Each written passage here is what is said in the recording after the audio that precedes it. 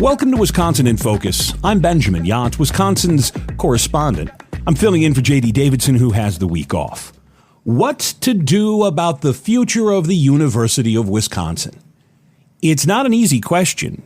One, because a lot of colleges and universities across the country are going to go through a demographic bubble over the next several years.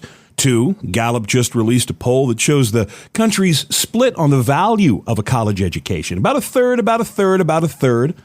Only a third say there's great value to it, while a third say, no, not really. And then you have the size of the University of Wisconsin. Most people outside of the state don't realize that there are 13 different four-year schools in a state that has 6 million people. The University of Wisconsin-Madison is the largest of those campuses and the most popular, and the one that, to be honest, is in absolutely no danger.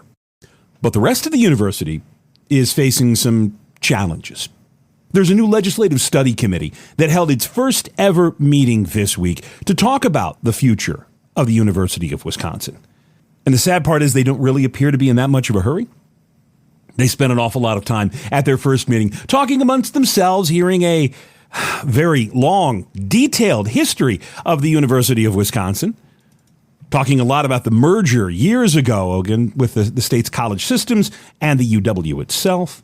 The people who are on this committee, and there are 18 of them, are now poring over a 20-page brief in history that lays out some of the challenges that the University of Wisconsin is going to face. The first being the demographic bubble. There just simply are fewer young people who are ready to go to college.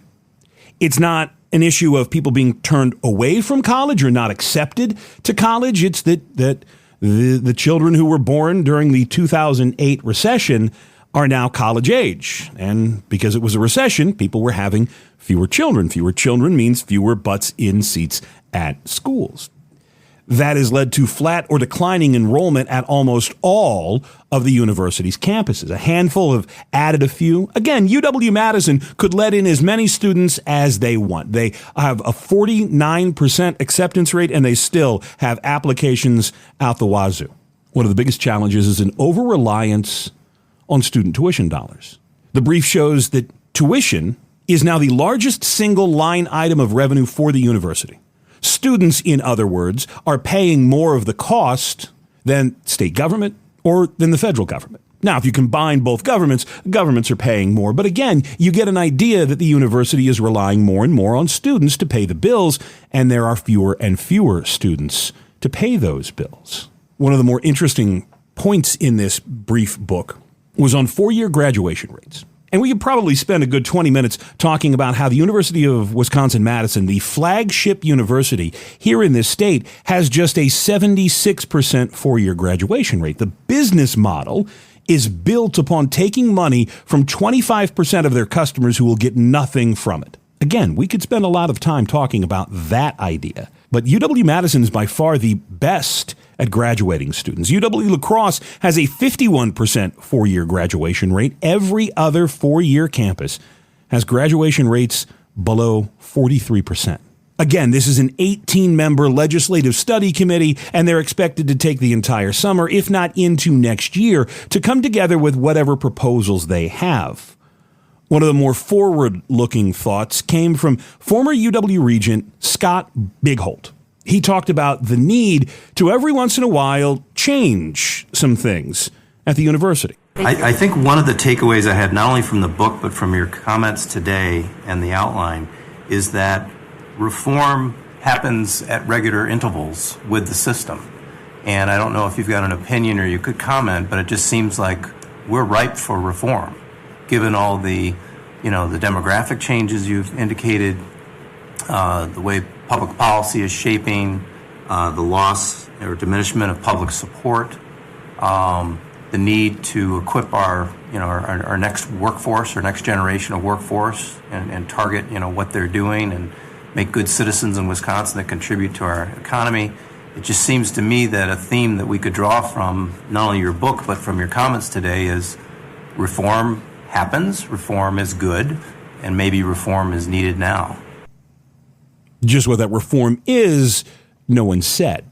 One last thought on the future of the University of Wisconsin. Two last thoughts. The university is in the middle of a downsizing. A right-sizing? They've closed a handful of their 2-year campuses and will probably close the rest of their 2-year campuses within the next 5 years or so. There's some worry that the university may also have to close some of its 4-year campuses. Again, it's 13 4-year campuses in a state with under 6 million people. That contraction, the layoffs that come with it, the elimination of entire campuses and dozens of jobs, comes as the university earlier in the week began by offering its chancellors, the people in charge at the university campuses, raises. 8 of the 13 got a pay bump. The biggest, of course, went to the biggest campus. UW-Madison Chancellor Jennifer Mnuchin got a 10% pay bump and a retention bonus. The two combined mean she'll make more than $1 million next year. No one on the study committee mentioned that, but a lot of Republican lawmakers at the Wisconsin Capitol are wondering what a $1 million chancellor just does.